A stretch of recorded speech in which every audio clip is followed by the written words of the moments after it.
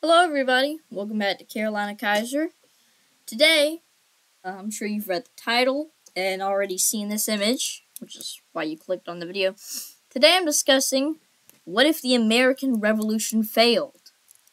Alright, so, jumping into this, here I am in colonial Charleston under British occupation, doing my natural thing as any South Carolinian would, and sit on their front porch and drink sweet tea.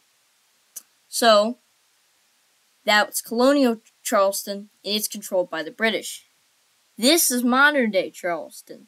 It is controlled by the United States of America. But what if it still was controlled by the British? Well, actually, what if the entire United States was controlled by the British? And the whole Continental Army and American Revolution failed. So, today, that's what I'm going to be discussing. Now, as any alternate history scenario, it has to have a point that diverges from our own timeline, because I'm not reimagining world existence, unless you wanted me to do that, but, I want to make a video before I graduate college, so, the point of divergence in our timeline is the Battle of Saratoga, which originally in our timeline was from September 19th to October 7th in 1777. This battle is important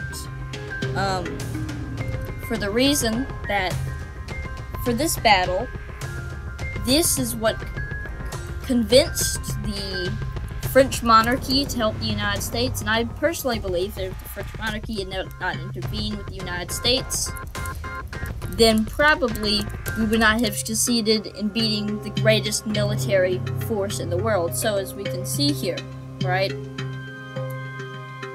Here is the reimagined Battle of Saratoga. We have 3 artillery groups. I did use some historical numbers for this, opposed to the rest of the slide. But here you have the 7 British regiments here, 9 colonial regiments, and different groups of artillery, and this is on September 18th on 1777. I can speak, trust me. And with the British here, both sides have set up camp.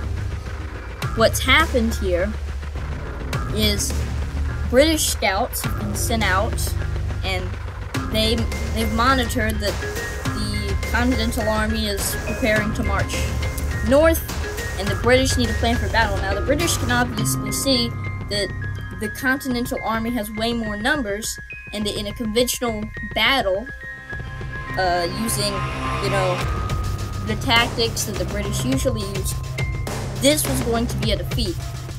So, they had to use the Continental Army's tactics down in the Low Country, and that is guerrilla warfare. So, of course, you can see here, they're going to push into the British lines. There's the scouts down there who made it to the British camp. But now, at this point, here's the battle plan for the British. They're going to have 3 regiments in the field with manning the artillery, and they're going to spread out 4 other regiments and disperse them in the forest and use them for guerrilla warfare. So we can see it's September 19th, the next day. The colonial army is preparing for their march. Let's zoom in a bit. Alright, they're both prepared. The colonial army is ready to march. It's 1:30. And this is when the British know that the colonial army is coming and have started barraging the field in which the colonial army will march in.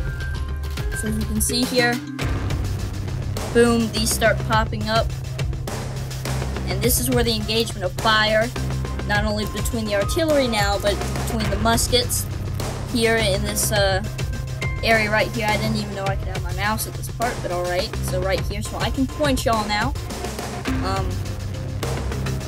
And then, of course, the colonial military, they begin to start firing back, and this is at 2:10 p.m., still in the afternoon. Now, the guerrilla soldiers engage and cause some confusion among the colonial ranks by appearing out of the forest, shooting the colonial soldiers. Now, as we can see here, the British are luring colonial soldiers. They're drawing them into the forest, and they're starting to pick them up, pick them off. Here we have the colonial regiment engaging in a bayonet charge, because right here, as for the center battle, they outnumber the British here at the center battle. Now, by 3 p.m., the British have lured this colonial regiment all the way out here, and this regiment is extremely weakened. They've already destroyed this colonial regiment by leading them into the forest. There is more reinforcement for the central charge, and there's still guerrilla fighting going on, still artillery barrages. By 3:30, we can see that the colonial forces have started to all come to the center point that they started from, and we can see the colonial regiment has already been destroyed by the British guerrilla fighters.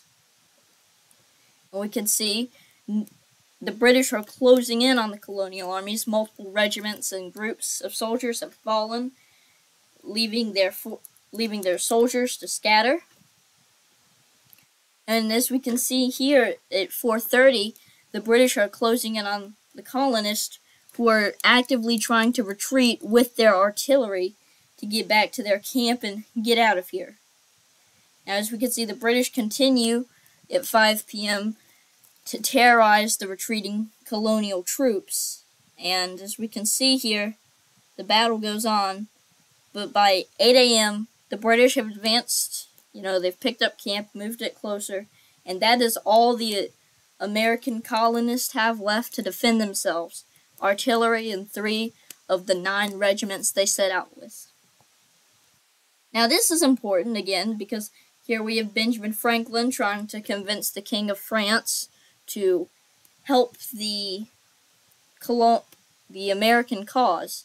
Now, King Louis isn't going to do this anymore. King Louis sees that there are a bunch of farmers who don't know how to fight, and there's no hope in destroying the largest military force in the world by handing a bunch of peasants rifles and putting them in a blue coat.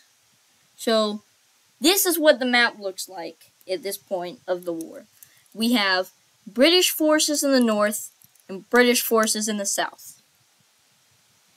Now we're going to start here, January 1778, British and American forces lined up for battle. Now, we can see by March the British have made pushes, and by May they've put American troops in a pocket and are starting to advance into North Carolina. And we can even see some colonial troops escaping through the Blue Ridge Mountains. Now by July, further advancements into North Carolina, and the pocket is almost destroyed by summer. September 1778, the pocket is still holding on in Georgia, and there are still more advancements into the tip of Virginia, and North Carolina is slowly being eaten. By November, when winter sets in, it's been established that in southeast Virginia, the British have taken territory, and the bulk of the American forces in the south are in North Carolina. And we can see that the British are mobilizing, and by Christmas, they've both dug in for the winter to wait out. Now, the reason why Georgia and South Carolina started off as British occupied is not only because of all the fighting that's gone there, is most South Carolinians and Georgians were wealthy, and they were loyalists. So naturally, they would allow British passage through the state. Now, if we go and start off the year again, January 1778, the British forces are lined up to take out the colonial forces up here. You can see we already have a pocket here. By March, the British push further south and take New York City as the pocket is being cleared up. And by May, the pocket has been cleared up. They're starting a plan to push into Philadelphia, and a battle for Long Island is ensuing. By July that summer, Long Island is fully under British control, and there's still that push for Philadelphia. But in September and that fall, they're getting closer to it. They're getting closer to Virginia, Philadelphia, Delaware, and as we can see, by November, Philadelphia is taken. There's been a massive push into Pennsylvania, and the British have the Americans in this formation. And here we can see by the beginning of the year and the end of the year that without the French help, the colonial troops are not able to defend themselves. So we can see the amount of land and territory that the British have gained and the pocket that the settlers are put in. And again, this is what it looks like on both sides, Christmas 1778. Now as for January, the British are starting to divide and conquer some of the American troops. There's still fighting going on in Northern Virginia, Maryland, Delaware. It's not too much to take out. Pennsylvania. And then we have still troops remaining in North Carolina and Virginia. By March, the settlers know that the coast will be taken and the Americans have little hope. So by March, most of the Continental Army is retreating into the Shenandoah Valley to fortify their positions so that they can live on. Now, it is important to notice that settlers and patriots and people who support the American cause that could be hung for treason have been traveling with the colonial army, and so travelers and settlers have brought some goods with them to prevent them from being hanged by the British. And we can see by May that there's almost a siege of the Shenandoah Valley in western Virginia. So we can see here. Now, June 14th, 1779, the Battle of Winchester, the city, right here, this is the city of Winchester. Well, at this time it'd be a town, but here are the armies. You have if we go up, we can see right here that there's a large British force ready to engage at North Shenandoah Valley. So here we can see that British force has started to pour in some regiments. It's 10 o'clock, June 24th. And the soldiers are beginning to advance south. These two passes here are guarded by American regiments and are prepared to be assaulted. And there are British regiments preparing to assault them, and reinforcements just in case, because they've heard deduce that the British have broken into the Shenandoah. We can see here that these two are preparing for battle. Everyone's moving. There's some fighting going on here. And at this part, the Americans have started to fire on the British, and they're trying to break this pass here so that they can make this American division retreat, so that the British can have another passage into the Shenandoah Valley through the mountains. The British return fire at Winchester on Washington's troops, and the Americans start retreating through this pass. This will be the main way for the British to get in and out of the Shenandoah Valley. We can see here there's another pass here that the British are going to go through, and British troops are ready to hit the south side of Winchester to start assaulting the city and stop the barrage on here. And at this small town, British are engaging colonial troops with artillery shots to help them.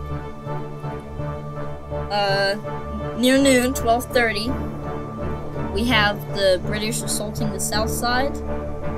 These British troops ready to go through these passes, fighting still going on here, reinforcements on the way, and a huge battle for some smaller towns over here. However, the only reason why the British aren't getting their butt kicked is because the artillery is supporting them, and that's a huge help because in this area the Americans don't have artillery. It's all at Winchester. See, that's a problem. So American artillery is being brought to the scene, but now that the British are getting through, they're ready to start supporting. We can see growing American numbers in this area, as they know that if they allow the British to pass through here, and Winchester is fighting on two fronts, then they're going to lose, and they could possibly lose George Washington. You can see here more reinforcements on both sides. Now, one American regiment is mostly destroyed, and they're going to regroup.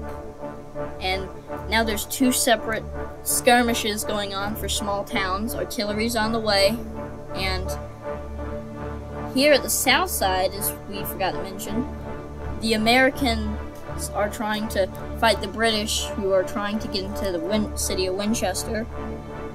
Here you have all the fighting that's come about. Now, 2:30, there's artillery being used in these smaller fights on both sides. More British troops prepared to make their way into the city. And as we could see here, alright, let's continue. We can see finally the British have moved closer to Winchester, and they're trying to prevent the Americans from firing on them, because these two divisions are trying to take Winchester. Help is on the way, including British artillery.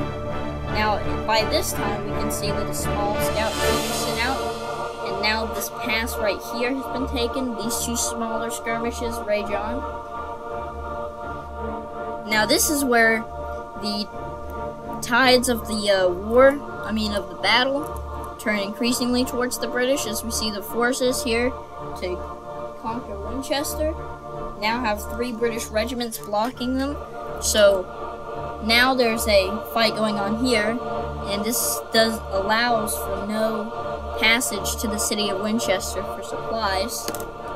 And still, these battles at the smaller cities are happening, and now at this point, the British can use all 3 routes to get into the Shenandoah Valley. The fighting continues. This smaller battle is won here by the British, as we can see. The fighting becomes more intense, and the British start making their way up. They're going to take this city here before taking out these American troops and hopefully destroying Washington's forces. Now this is in the evening, 5 p.m. George Washington withdraws from the city, seeing all of this happen, and American troops are on the way. Now the British did capture this artillery fortification here that was set up, and we can see this city is going to fall. There you have it. And then as Washington is retreating through the Shenandoah Valley and having some of his soldiers try to protect him and his forces, all of the British forces start going down either of these 2 ways to go and invade the Shenandoah Valley, the last resistance for the colonial military. Washington is getting blown. His forces are getting blown to bits. The British are ready to continue advancing. And here at this part of the battle, the British are ready to engage. There's a small skirmish going down here as it gets darker, and you have George Washington, who set up a fortification to try and block the British soldiers from going further into the Shenandoah Valley.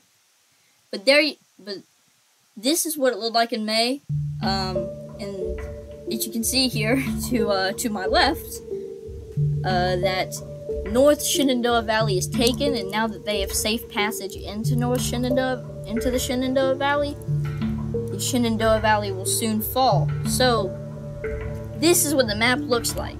Now this is the part where, okay, the American Revolution failed.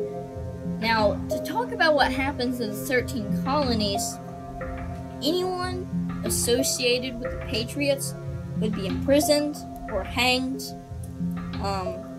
and the culture of the colonies would try to be destroyed. And as we can see here, alright, the colonial armies and the settlers, the Patriots, go mostly across these Appalachian mountain chain, end up right here, where they create the city of Washington with support of, the remnants of the colonial army. And they form the nation of Appalachia, and they control this territory here. Now, you can see all of these settlers. These are patriot settlers, and you can see the colonial army setting up this country. And as King George III passes these new anti-patriot laws, well, all of these settlers move across the Appalachian Mountains. Some strengthen Appalachia. A Blue Ridge Republic is set up down here, and out in the Republic of Allegheny is set up. Now, all of these territories find out about each other and promise that they'll keep each other safe. And since this area isn't really very settled, well, it's harder for the British to find them, and it's hard to cross these mountains. And we can see now, since they lost a ton of settlers, the British government had a new wave of loyalists come and join the United States, well, join the 13 colonies, and sort of reinvent them in their identity. Now you can see, oh no, they're on fire. That's because in order to support a growing country without any outside help, they send out small teams of, well, raiding squads and stuff like that to go and rob and steal from the loyalists, to take animals, to take whatever they can find, even if it comes down to their crops or the clothes on their backs. These three new forces need to take from the 13 colonies in order to build themselves up, so that they can support their population and eventually go to war with the British. Now, the British hear about this and they arrive and they station themselves, but that doesn't really help much because they're not defending the mountains, and that's how they get out and go and wreak havoc. So the British forces are moved up. But now, seeing that British military presence is aware of these three and is ready to stop them, it's time for sort of a second American Revolution, which is kind of like the French Resistance. And here's how it's set up. There's British forces allied with the Iroquois and the Cherokee. You have the Blue Ridge Republic, right here, and this is their flag, Continental Army, and the Republic of Allegheny. And they're all ready to, fight each other. Now, it's September 1st of 1803, a few decades after they were kicked off of the main 13 colonies and across the Appalachians. So by September 10th, you have the Iroquois versus the Allegheny, the British versus the Allegheny, British trying to cross into Appalachia, and the fighting going on with the Cherokee. This is it by September 10th. Now by the 20th, the Cherokee have been pushed back. There's fighting for the British in Georgia. Now we can see that Allegheny's forces here were split in two. Some went this way, some went that way. The British are going to try and take Allegheny's capital, with the Iroquois chasing down the remnants. And we can see over here the British trying to cross these mountains into Allegheny. Probably these divisions are planning for the same. Now, the Cherokee are chased down. These British are chased down.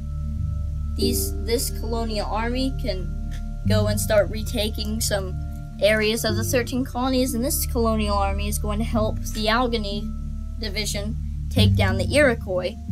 There's a siege on the Allegheny capital, and we can see that the British aren't doing so well against the mountaineer divisions of Allegheny.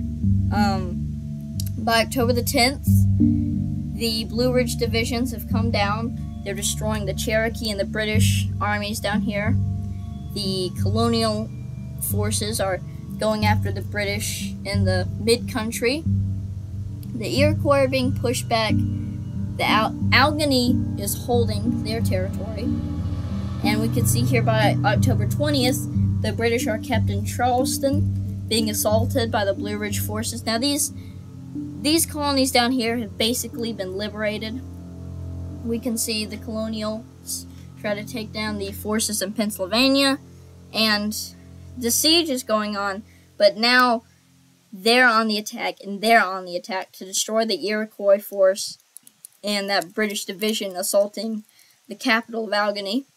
And you have these two Albanese forces keeping the British divisions in Canada. By October the 30th, new British soldiers are coming in, hearing a word from a letter that went from Charleston.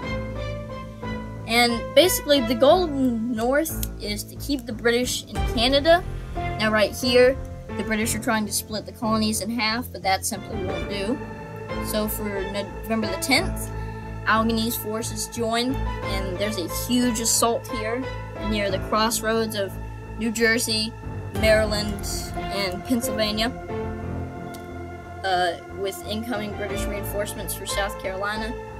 They're not going to last very long, because the South Carolinians, you know, the strongest force in the American Revolution, the best one, they, of course, are going to take them out, and these British forces destroyed, but there are new British reinforcements at Boston they have to take care of. But mostly the British are being kept in Canada, away from the 13 colonies or these new republics. By the 30th, war is happening in Boston. Now, these British forces decided to go and land in Florida instead, so that they can have a fighting chance instead of landing in Charleston. And of course, the British held at bay north of the Appalachian chain. By December 10th, they're still being pushed into Canada. They're still fighting in Massachusetts. And Blue Ridge divisions are going after the British Army down here. By the 20th, the British Army in Florida has been destroyed, and same the forces in Boston. And as we can see, there's a straight line, and what they've done is they've started to push the British up, and this force is nearly encircled. And by December 30th, after Christmas, you have two colonial armies going after this British division, and this one's toast, and it's winter, and this one right here, it's kind of hard to mobilize. So by the 10th, the fighting has gone on. This division here was destroyed. They're wrapping around this one. It's winter, it's difficult to fight, it's cold. So there's peace talks in Boston between Thomas Jefferson and King George III, who really isn't much of the talker. He instead is there sitting and having his diplomats kind of talk for him. He's embarrassed. He doesn't want to talk to Mr. Jefferson over here. But the peace treaty is made, and this is the United States with 17 states. The states of Georgia, South Carolina, obviously, North Carolina, Blue Ridge, Virginia, Maryland, Appalachia, Pennsylvania, I know I drew the borders wrong, New Jersey, Ontario, New York, New Hampshire, Massachusetts, Connecticut, Rhode Island, Maine, and Nova Scotia. So this is, and I do know that saying Ontario is a state of the United States, it's kind of weird, same with Nova Scotia, but this is what the United States looks like with its president being Thomas Jefferson. Now that's where we wrap up today's video, because this, believe it or not, you just witnessed 89 slides, and this took a lot of time out of my day. If you want to see this 17-state America with Thomas Jefferson at the head, if you want to see more of this and have it carry later into the 19th century, tell me. I'll carry on, because this would plenty affect the situation of Europe. I'm not going to go into that, but thank you for watching, and I'll see y'all in the next video. Now, as for the next videos, I have 2 other planned videos. The next one coming up is, what if the Articles of Confederation were kept and each state was sort of its own individual government? So hopefully that one will be out on the 4th of July. This one I want to come out before. And then I have one based on the Civil War that is probably going to come before August. So thank you for watching. Just leave a comment for what you want to see. And thank you.